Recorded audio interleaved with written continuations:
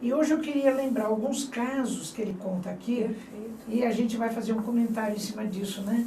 Para mostrar não só a inteligência dos animais, esses atributos todos do espírito dos animais, mas também a sensibilidade de Carbachútel ao resgatar esses casos, né?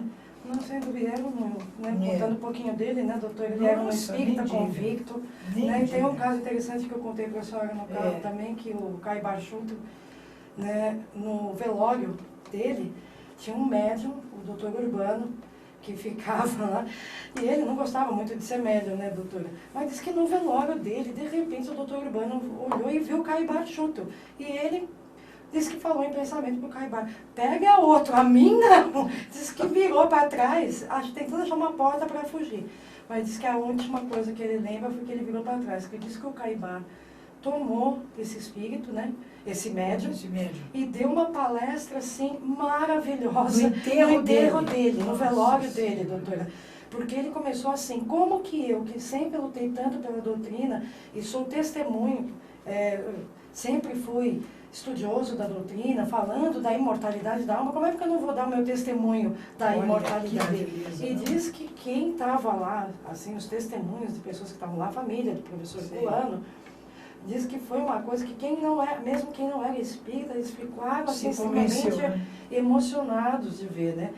E o Caio Barchuto tinha essa particularidade Que muito coisa, nossa, né, doutor, que a gente tanto nossa, adora, que é nem amar os diga, animais, né? nem diga. Então, tem aqui um caso, o caso do cão de Aubry. Esse caso é um fato histórico narrado pelo beneditino Bernardo de Montfaucon. Então é assim a história. Eu vou ler resumidamente. Na corte do rei Carlos V da França, havia um fidalgo de nome Macaire, que muito invejava um dos seus companheiros, chamado Aubry de Montdidier, favorecido pelo rei. Nas histórias antigas sempre tem aqueles diletos do rei, favorecidos pelo rei, né? Viviam lá, então. Esse Aubry de Montdidier era um dos favorecidos do rei Carlos V. E esse tal do Macaire, que invejava muito o Aubry, resolveu matá-lo. Então, um dia esperou na floresta de Bondy e matou-o. Ninguém testemunhou o crime, a não ser o cão de Aubry, que era um grande galgo.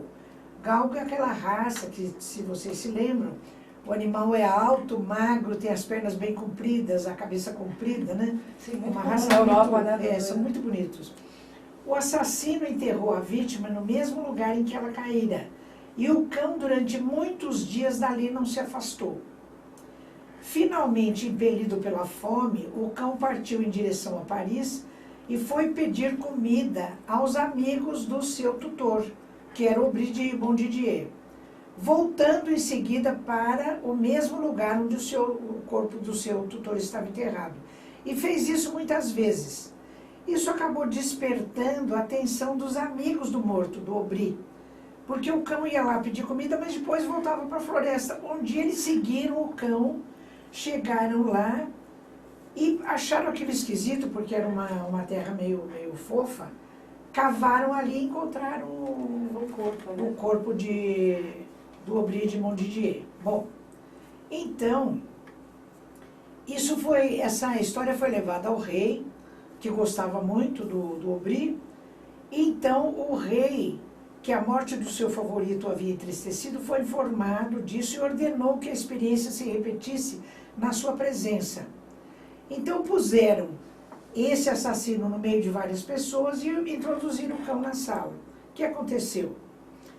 O cão não hesitou um instante, correu e atacou o assassino com violência. O inquérito determinou certas provas contra aquele fidalgo, que continuou, no entanto, a afirmar a sua inocência.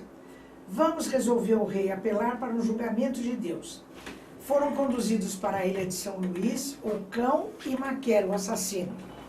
Começou o duelo, num campo fechado entre Macaire, armado com bastão.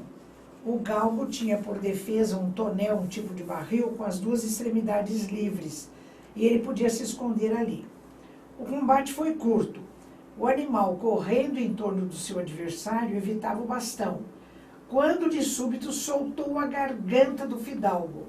O homem desesperado fez sinal que o libertassem, pois diria a verdade. Olha só. Então, conduzido à presença do rei Carlos V, confessou o crime, sendo em seguida enforcado. Em um salão do castelo de Montargis, um pintor reproduziu a cena desse diálogo original. O cão galgo de Montdidier tornou-se célebre na história, ainda talvez mais célebre que o próprio Montdidier, miseravelmente assassinado por um bandido vestido de casaca e que comia à mesa do rei. Se naquele corpo do cão, conclui Caille-Bachutel, não existisse um espírito, uma alma racional e sentimental, ele não poderia externar os grandes sentimentos que eternizaram seus feitos. Olha que beleza, É né? maravilhoso isso. É maravilhoso esse caso. E ele externou 2 tipos de sentimentos, não foi? Não só, né? O amor pelo tutor dele e o ódio pelo assassino do seu tutor. Então... E você veja a inteligência que esse cão demonstrou, porque ao mesmo tempo que ele ficava lá no túmulo do seu tutor, movido pela fome, ele ia à cidade, na casa dos amigos do Montdidier, mas voltava para lá para ficar junto com o seu dono, despertando a atenção das pessoas, né? E depois também a reação dele frente ao assassino, no meio de uma sala cheia de pessoas, ele de repente entrar e atacar aquela pessoa, e depois também lá no duelo que promoveram. Imagina um duelo, né? Entre uma pessoa e um cão. E o cão. Cada coisa. E o cão venceu, né, doutor? E o cão venceu. Fazendo festa, que é um absurdo, uma falta de respeito com o animal, né? É verdade. E existem coisas diferentes. Uma coisa é você vestir o animal quando ele tá com frio, e outra coisa é você vestir e pintar a unha, pintar o pelo do animal. Isso eu acho que é comer em cima da mesa. O Marcel conta que ele tinha uma cliente que a cliente colocava, a cachorra só comia em cima da mesa, sentada na cadeira, junto com as outras pessoas. Cada espécie animal, né, Miriam, tem o seu comportamento natural. E uma das coisas, a gente foi trazendo os animais para dentro da nossa casa, como animais domesticados, mas a gente precisa respeitar. Os animais têm que ter um certo grau de liberdade de exercer o seu comportamento natural. Então você fazer certas coisas, né, por exemplo, casamento com roupinha de noiva, com não sei o quê, é uma coisa completamente fora, não tem o menor sentido isso. É como você disse, outra coisa também é trazer como pets, como animais, dentro da sua casa, animais silvestres, iguanas, priazinhos, tem uma porção de cobras, né? Então são coisas que é muito difícil, dentro do ambiente doméstico, você ter condições de oferecer a esse animal oportunidade de ele exercitar o seu comportamento natural.